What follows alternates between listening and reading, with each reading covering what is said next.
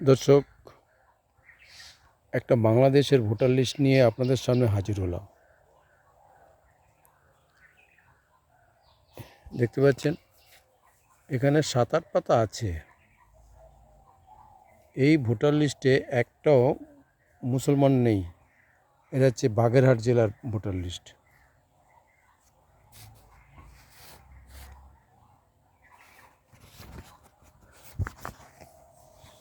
এই হিন্দুরা ভারতে এসে কীভাবে ভারত সরকারকে বোকা বানাচ্ছে আপনারা দেখুন।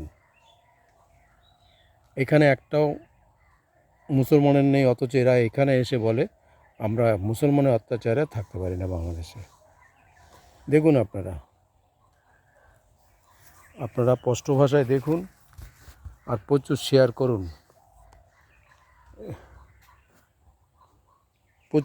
করুন, দেখুন আপনাদের সামনে তুলে